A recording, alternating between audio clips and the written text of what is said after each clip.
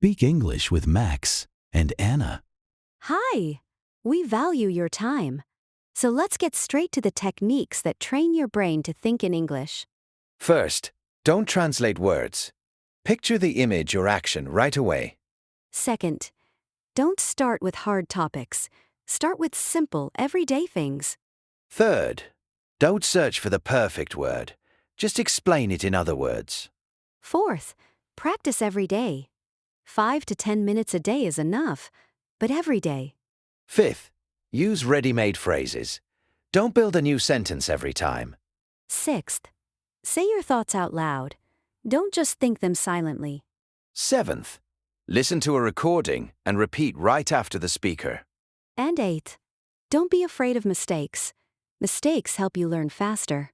Now, let's talk about this in more detail. Hi, everyone.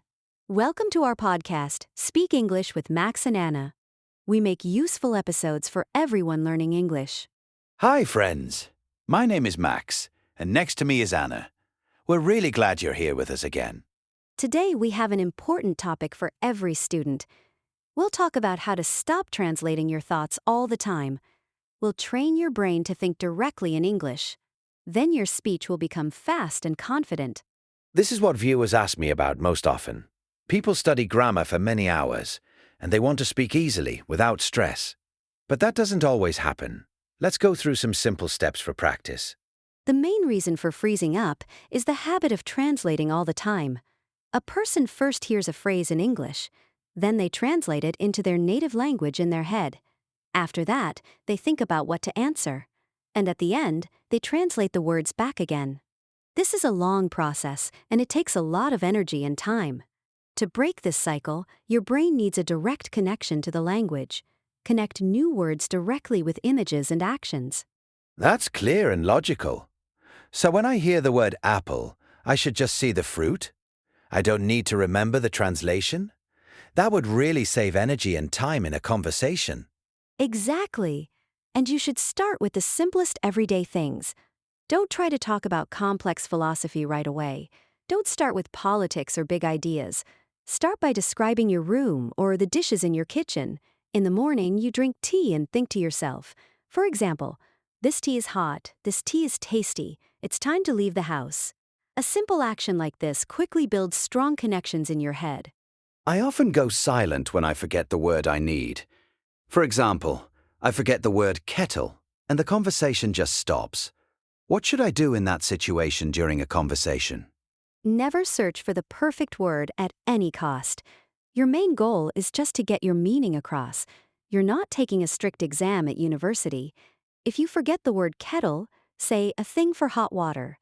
If you forget the name of an object, describe its color or shape. Native speakers forget words too, quite often. They simply replace them with simple words. That's a really useful thought. It takes the pressure off me right away.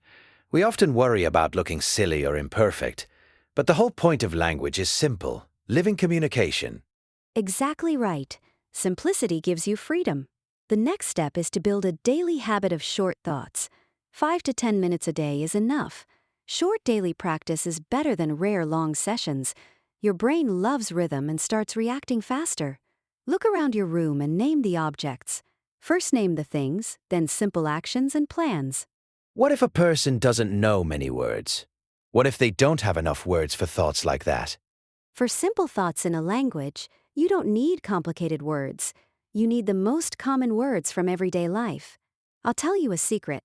Just 1,000 words are enough to say something, and people will still understand you. These are simple words about food, time, places, and feelings.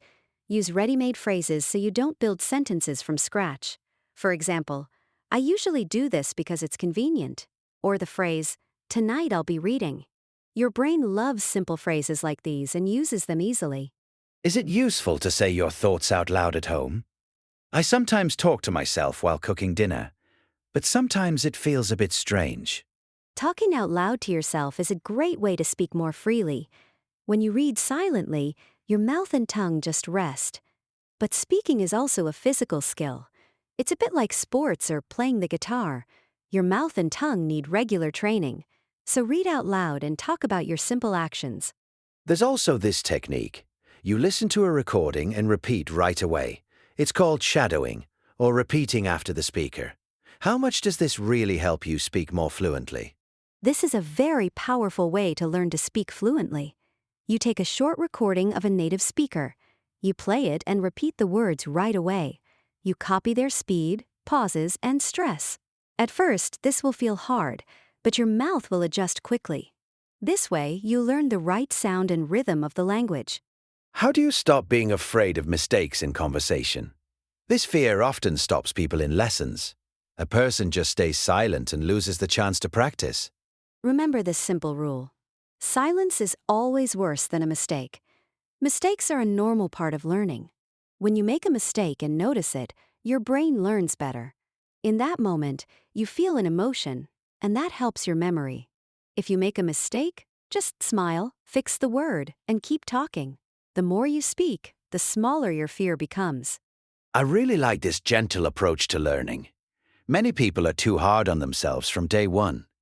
But real results come from small steps. Completely agree. Rushing only hurts here. Build yourself a daily habit for the new language. For example, think in English only during your morning shower, or talk to yourself during a walk in the park.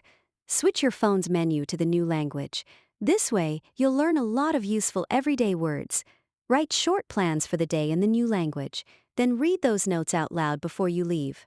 The main thing is, don't wait for the moment of full readiness.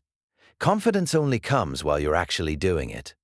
If you take the first step today, results will come very fast. And now our regular segment, Notebook.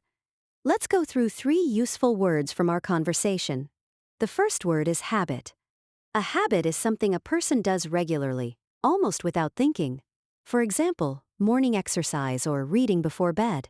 The second word from our conversation is notice. To notice means to pay attention to details around you. For example, we notice our mistakes and fix them in time. And the third word of today's lesson is technique. A technique is a specific way or method that helps you get a result. For example, the shadowing technique helps you speak more fluently. In the next episode, we'll talk about life goals. We'll go through how to talk about your plans in English. We'll show you simple phrases for this topic. If our conversation helped you, please like this video, subscribe to the channel, and turn on notifications for new episodes. Tell us in the comments which habits help you learn the most. Thank you so much for spending this time with us.